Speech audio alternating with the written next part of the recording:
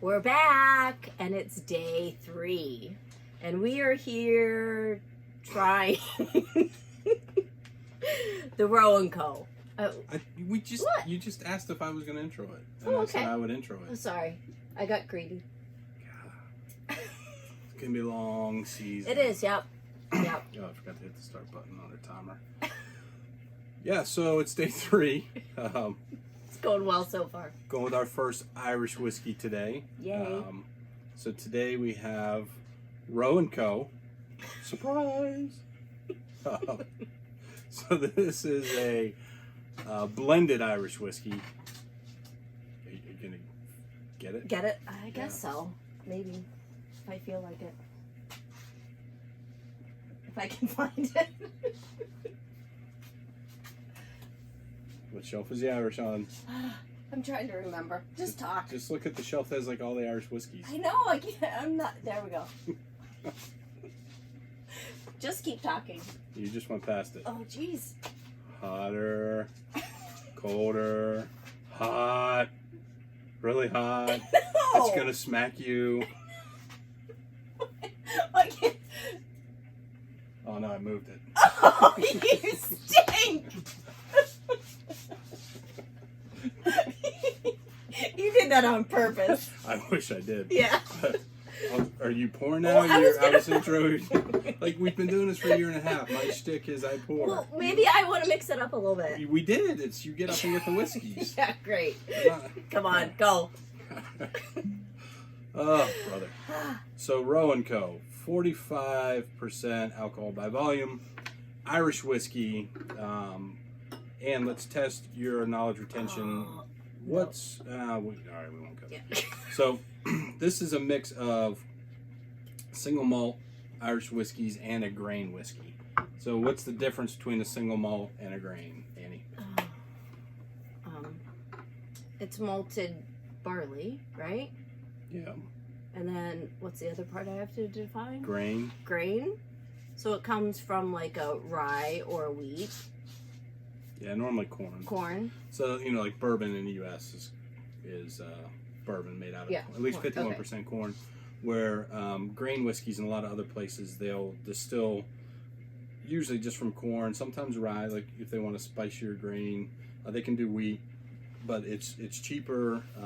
They can run the distillation. They age it just the same as a single malt whiskey, which is malted barley, and then you mix the two together. So your grain will typically have that lighter, brighter, kind of almost shiny metallic taste to it if it's young, and single malt sometimes can be pretty heavy, especially if they're roasted before they're malted. They get that chocolatey taste to it. But anyways, in a lot of blends like Jameson or even a Bushmills, it's not a single malt. You'll blend the two together to get a certain flavor profile. You want to tell the good people what that thunderous noise is. So we now have the whiskey wall in the basement where the boiler is. So that's our heat going on right now. Yeah, so if we quadruple and then quadruple again, Yeah. maybe we can have like a really dedicated filming space. Yeah. Or you could start a GoFundMe page for that. I could. Yeah. Or we could go over to So Much Fun. All right. Yeah. No. No. All right, so we get on the nose. I actually got a little bit of vanilla and a little bit of caramel. But no wood. I must be growing up. My nose is growing up. It's a bad day when there's no wood. I know. Sorry. What do you got? I get wood. Do you? No. For me, this one's kind of, it's not real, I guess, loud. It's very... Yeah, it's subtle. In the back, yeah. It's kind of a background. So, I don't know, like sugar, a little bit of vanilla. I guess we're tasting now. Yeah. Sorry. It smelled too good not to try it. It's very smooth. It's friendly. Yeah.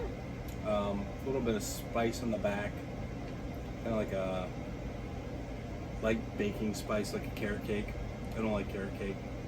Actually, I don't think carrot cake should be classified as a cake or a dessert. Because it has vegetable. Right. I mean, you can't really... Yeah. Cake should not have vegetables in it. Like rhubarb pie is not really a pie. It's kind of a vegetable. But this is kind of a, I don't know. I think it's good. Yeah? Yeah, I like it. It's light. I think if you're just getting into whiskey, it's a good one to drink because it's not harsh.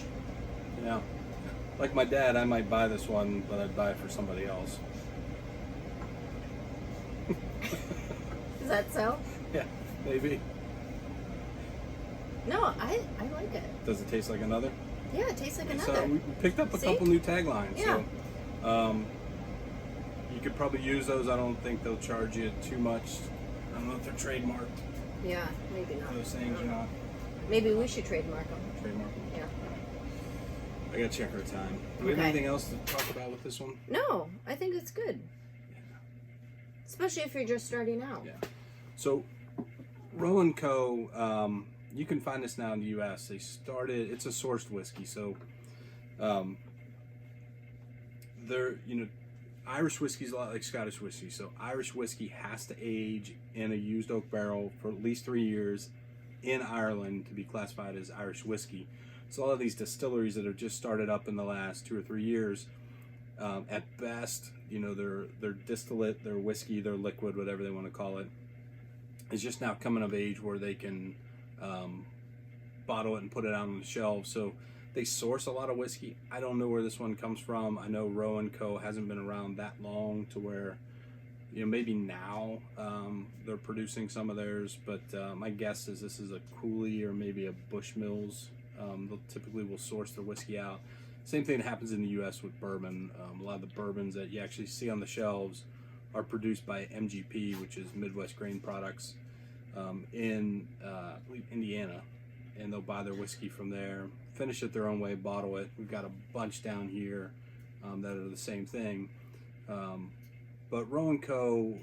Bought the old, I think it was an old Guinness power station. Oh, that big red brick building down by the River Liffey. And that's their distillery now. So this could be their own distillate. If you're doing a blend, you can get away with some younger single malts and grain whiskeys, blending them together to make a drinkable, friendly whiskey. I think it's very friendly. All right. Well, that's good.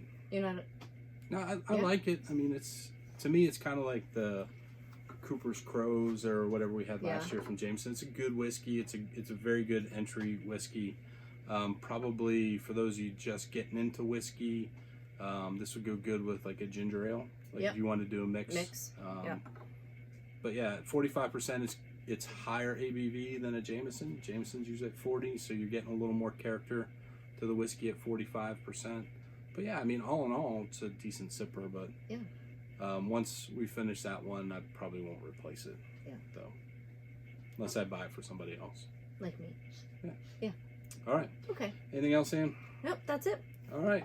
We'll see you tomorrow. So we finished the first triumvirate, whatever you want to call it. So tomorrow back to bourbon. Excited about this bourbon. It's a good budget bourbon that's kind of readily available that I think punches way above its weight. We'll see you tomorrow. Excited to try it. Cheers. Cheers.